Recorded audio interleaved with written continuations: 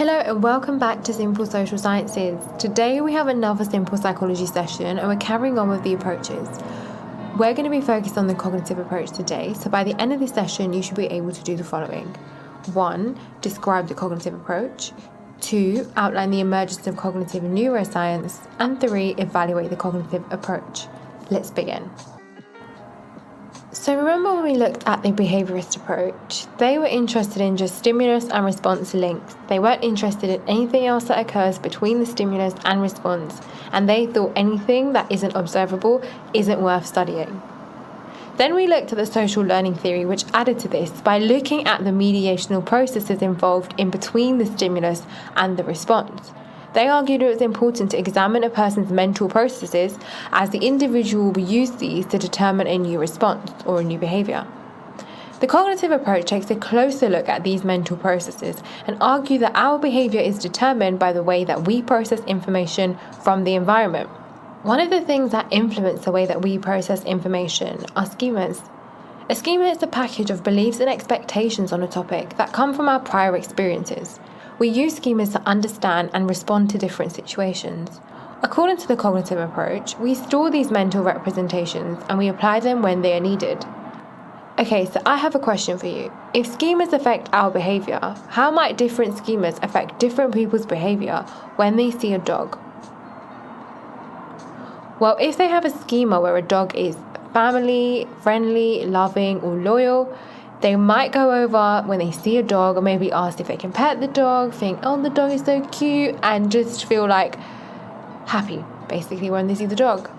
However, if they have a schema for a dog where their package of beliefs surrounding dogs are negative, such as seeing dogs as dangerous, aggressive, threatening, a person would run away or scream, maybe even cry when they see the same dog.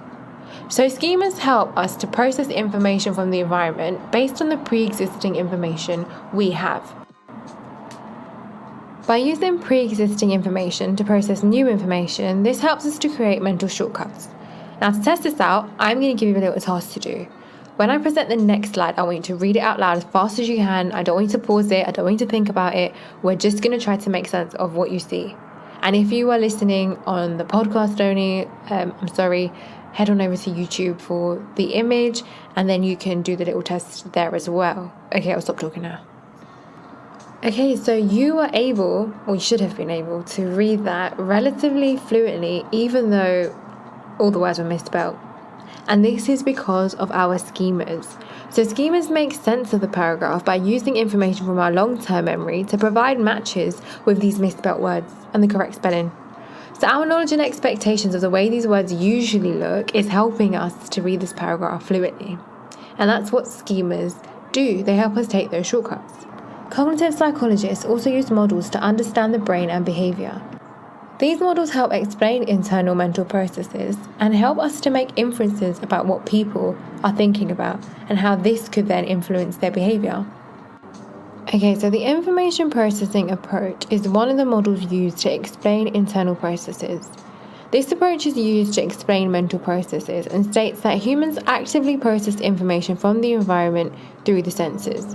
It provides a model to demonstrate the mental process of inferences, which basically mean intelligent guesses. The information processing model suggests that information flows in a sequence of stages that include input, processing, and output. So the input, as I said, is information from the senses. Processing is how that information is encoded and processed, which involves the use of schemas. And output is the observable behaviour. So I'll give you an example. For your input, you see a large dog running towards you and you hear the barking. So those are your senses, what you're seeing and what you're hearing. Your processing stage is you're looking at the dog, you think the dog looks angry, you've heard of several dog attack stories and you're terrified. So your output is to run away from the dog and maybe cry and scream, and that could be a possible behaviour. So this information processing model is basically explaining how our mind works somewhat like a computer. You have that information coming in, you have that processing stages in the information you have, and then you have the output, which is the observable behaviour. Now, something to note is that the information processing model and computer models do have crossovers. So the information processing model, as I've kind of explained, is a bit more abstract. It's a little bit less concrete. But the computer models literally compare the mind directly to a computer. So computer models use computers as a tool for thinking about how the human mind handles information, and it's what's known as the computer analogy. This approach suggests that there are so many similarities, or strong similarities, in the way that the information is processed in a human mind and in a computer. So the model uses the following concepts. 1, that they have a central processing unit, which is the brain. 2, they have the concept of coding, turning that information into a usable format. And 3, that they have stores, different stores that we hold information in. So we also need to understand the emergence of cognitive neuroscience.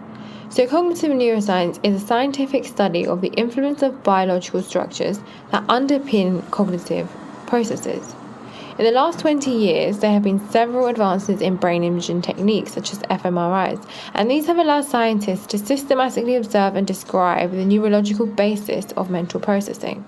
Scanning techniques have allowed researchers to identify areas of the brain associated with different types of long-term memory, as well as establishing a neurological basis for some mental disorders such as OCD.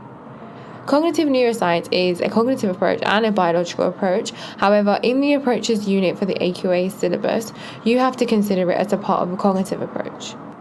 Okay, so now we've explained what the cognitive approach is, we've taken a look at cognitive neuroscience, we now need to evaluate the cognitive approach. In order to do this, we need to take a look at what are the good things about this theory and what are the problems with this theory. So one of the good things about this theory is that it has scientific and objective methods. So the cognitive approach has always employed highly controlled methods of study in order to allow researchers to infer these cognitive processes. This has involved the use of lab experiments to produce reliable and objective results. So these methods increase the internal validity of research, and therefore the study of the mind has a credible scientific basis of human behavior. However, there are problems with the models used to understand and explain mental processes. Although there are similarities between the human mind and operations, the computer analogy has been criticized. Computer models ignore the influence of human emotions and motivation on the cognitive system and how this can affect our ability to process information. In short, computers don't have emotions. We are way more complex than computers. In addition to this, the validity of using inference as a method of investigation is also questionable. Cognitive psychologists have no physical proof of thought processes, and we simply have to assume. Therefore, this limits the accuracy of the cognitive approach. The lack of scientific proof for the thought processes questions the validity of the methods used. A limitation of the approach is the lack of mundane realism. Cognitive psychologists focus on lab experiments, which earlier we said was a good thing. However, lab experiments tend to use artificial stimuli. And in the case of cognitive psychologists, artificial stimuli has been used to study mental processes, such as using artificial word lists to study memory. This is a problem because such stimuli do not reflect the true nature of behavior in real-life settings, and as a result, research into cognitive processes may lack external validity, which reduces the credibility to explain human behavior. Although the research may lack mundane realism, it doesn't mean the theory doesn't have external validity. So the cognitive approach has been used to explain and treat depression. If we take a look at an example of Beck's cognitive theory of depression, he focuses on faulty information processing, which we've looked at, and negative self-schemas. So cognitive behavioral therapy actually tests out these negative ideas and beliefs and has been used to actually treat people. And this therapy was based on the cognitive explanation of depression. Therefore, this theory has external validity because it's been used to explain behavior in the real world, and it has helped to improve the quality of life for patients. Okay, we've reached the end of the session. Now you should all be able to describe and evaluate the cognitive approach like professionals.